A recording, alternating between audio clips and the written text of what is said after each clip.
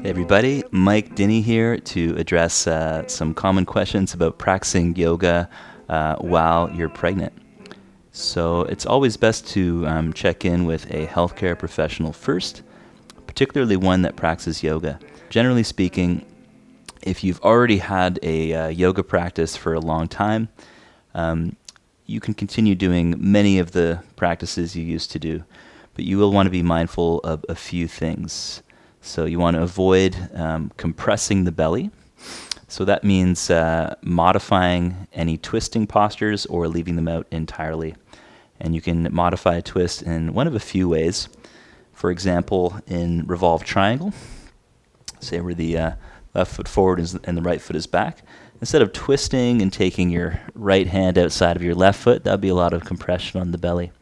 So what we could do instead is treat it as a forward fold, tipping forward over your leg. That's a really good approach. The other approach we can use is a pose called easy twist. And this works as a modification for both revolved triangle as well as for revolved side angle. So instead of the right hand being outside of the foot, we would place the hand inside the foot and allow for a lunge on the back toes. And that way there's lots of room for the belly. You can also turn your front foot out about 45 degrees, creating even more space for the belly while adding a really great hip stretch to the pose. So this is a really awesome approach.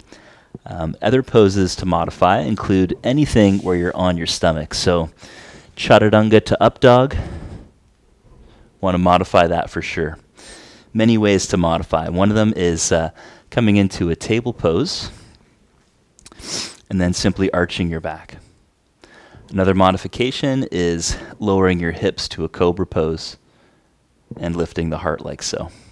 This could also be done from plank technically, if you're really comfortable with your upward dog. So any back bends in the stomach we would fully modify. A common question I get is headstand. So some women have been cautioned against doing inversions. It's always best to listen to your healthcare practitioner, but I have known many people who have continued their inversion practice throughout their entire pregnancy because they were very proficient at it before pregnancy. Common concern is your balance has changed, so maybe you're worried about falling over. Just use a wall. So if you're concerned about that, you would set up with the wall behind you, foot to the wall, and you're going to keep it there the whole time.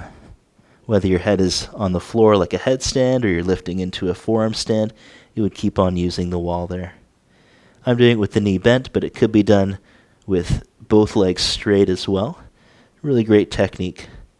This also is a great way to co-activate opposing actions. One heel pushes into the wall, the other leg presses away from the wall, and then we try to squeeze the legs towards each other. And you can switch nice and slow, both heels to the wall, and then one foot off. And of course, one of the other concerns is around falling over in balancing poses. So again, I would say instead of just bouncing on your mat, of course there is risk of falling over, set up beside a wall. And in bouncing pose, you can take one hand on the wall, other knee up, do all your bouncing poses that way with that extra bit of support. In poses like half moon, you can even use the wall as a prop. So my block is just a few inches from the wall. I'm going to take my fingers down, and I'm actually going to push my top leg against the wall. So my foot's disappeared behind this giant houseplant, but I'm actually pushing my heel into the wall for support. And then lastly, we would leave out anything that's focused on abdominal contraction, core strength. So if you're in a class and people are doing something like, say, boat pose, Navasana, camera 2, instead of working your core really hard and lifting up in between sets as somebody might in a really challenging class, you're just going to chill, just totally chill. So you can enjoy a nice stretch for your chest, not lifting the legs at all.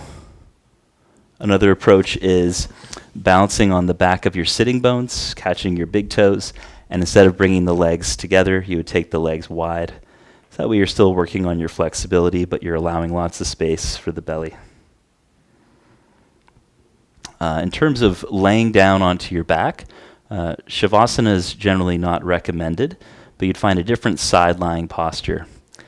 And so instead of doing Shavasana, you can set yourself up laying on your left side. You might want to have a pillow with you. I have a cork yoga block, not ideal, but then again, I'm not pregnant. And you can reach your left arm back, either supporting your head on the arm or better yet, using your pillow or block. And you may find it really nice to have a second pillow or foamy block in between your thighs as well. And so you would lay in this position for relaxation or some other relaxed posture, laying on the left side. And apart from that, you can take those general considerations into all your other poses.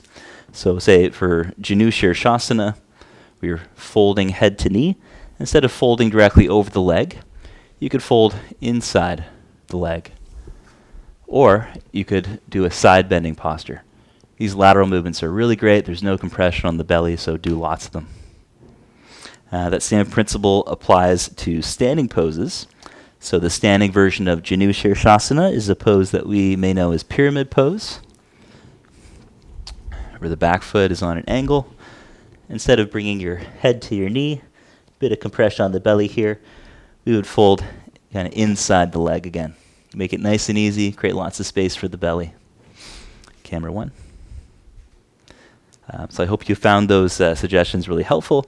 If you have any other recommendations that you'd like to share with me from your own experience or from other healthcare practitioners that you've talked to, please reach out to me or type in the comments below. If you are a practitioner yourself who's gone through pregnancy and has some insights to share or inspirations, also feel free to comment below. Thanks so much, everybody. Keep on practicing. Enjoy the breathing. Stay safe.